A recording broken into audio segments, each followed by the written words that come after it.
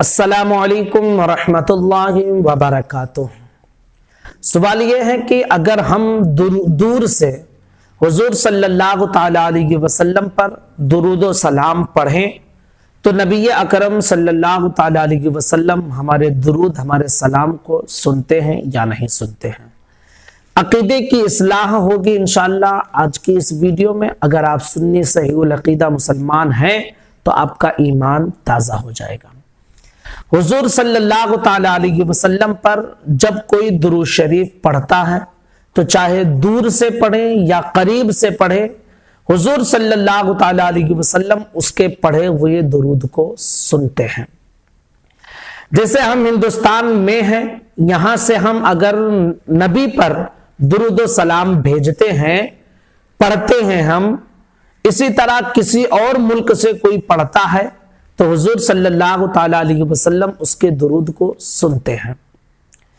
اسی طرح جب کوئی حج یا عمرے کے لیے جاتا ہے یا یوں ہی جاتا ہے اور پھر مدینہ منورہ کی زیارت کرتا ہے اور وہاں جا کر حضور پر درود و سلام پڑھتا ہے تو بھی حضور صلی اللہ تعالی علیہ وسلم اس کے درود و سلام کو سنتے ہیں، کیونکہ ہمارے نبی زندہ ہیں۔ ہم جس نبی کو مانتے ہیں وہ نبی مر کر مٹی میں ہرگز نہیں ملے ہوئے ہیں۔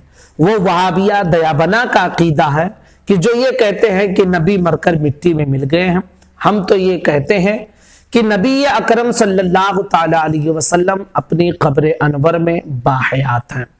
اللہ تبارک و تعالی نے زمین پر حرام کر دیا ہے کہ وہ انبیاء کے جسموں کو کھا جائے، حرام کر دیا گیا ہے۔ بلکہ احادیث کا اگر مطالعہ کریں تو باعمل عالم جو ہوتا ہے، شہید جو ہوتے ہیں، حافظ قرآن جو ہوتے ہیں، اس طرح کئی ایسے لوگ ہیں احادیث سے جن کو اخراج کر کے ہمارے علماء کرام نے نکالا ہے، ان کے جسموں کو مٹی نہیں کھاتی ہے۔ اب حضور کی تعلیمات پر یہ عمل کریں تو ان کے جسموں کو مٹی نہیں کھاتی ہے، تو پھر حضور کے جسم کو مٹی کیسے کھا جائے گی؟ حضور کیسے مر کر مٹی میں مل جائیں گے؟ معاذ اللہ رب العالمین۔ تو ہمارے نبی تو زندہ ہیں اور حضور صلی اللہ تعالی علیہ وسلم ہمارے پڑھے ہوئے درود و سلام کو سنتے ہیں۔ اس پر کئی حدیثیں موجود ہیں، میں ایک دو حدیثیں آپ کے سامنے پیش کرتا ہوں۔ مشکات شریف کی حدیث مبارکہ ہے جو بہقی میں بھی ہے اور تاریخ بغداد میں بھی ہے کہ حضور صلی اللہ تعالی علیہ وسلم نے ارشاد فرمایا، من صلی علی عند قبری سمعتہ ومن صلی علی نائیا ابلغتھا۔ حضور صلی اللہ تعالی علیہ وسلم نے ارشاد فرمایا کہ جو مجھ پر درود پڑھتا ہے عند قبری، میرے روزے کے قریب آس پاس کہیں بھی، سمعتہ، میں اس کے پڑھے ہوئے درود کو سنتا ہوں۔ ومن صلی علی، اور پھر حضور نے دوسرے ٹکڑے میں ارشاد فرمایا کہ اور جو دور رہ کر مجھ پر درود پڑھتا ہے تو اس کے درود کو مجھ تک پہنچا دیا جاتا ہے، یعنی اس کے درود کو بھی سنتے ہیں۔ اب یہ حدیث مبارکہ ہے جو مشکات شریف کی حدیث ہے، بہقی میں بھی موجود ہے، تاریخ بغداد میں بھی موجود ہے۔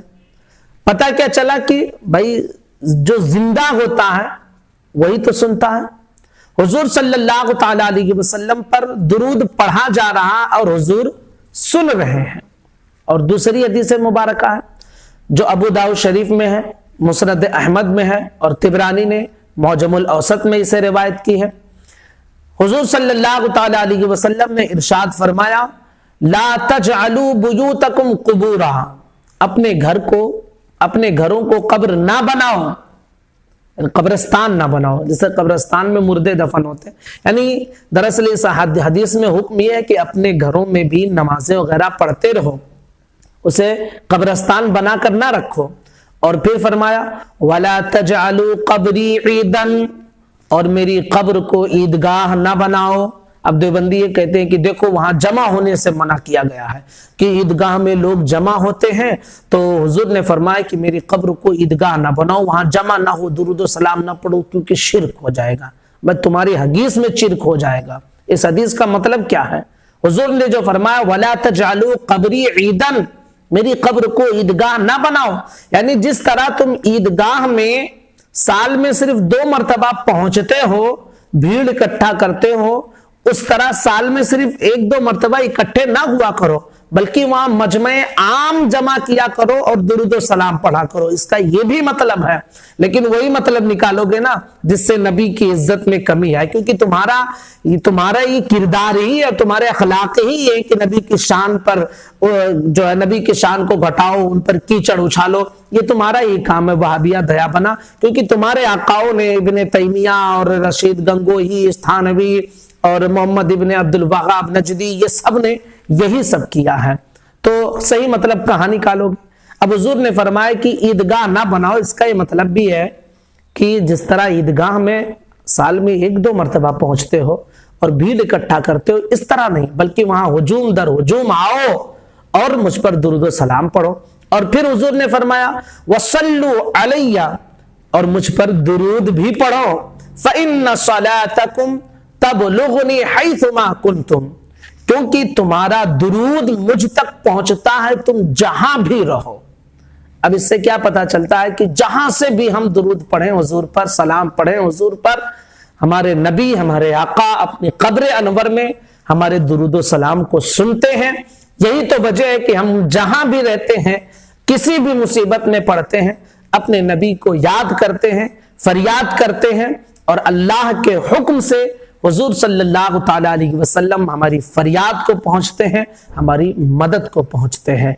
इसलिए मैं अपने तमाम सुन्नियों से यह कहूंगा कि आप जरूर कमेंट में या रसूल अल्लाह लिखें, ताकि जो बदअकीदा है ना, बदअकीदा जो है उनको आप भी थोड़ा ज़र्ब लगा दें कि हम सुन्नी सहीउल अकीदा हैं और हमारे नबी कब्र अनवर में जिंदा हैं। अस्सलामु अलैकुम व रहमतुल्लाहि व बरकातुहू।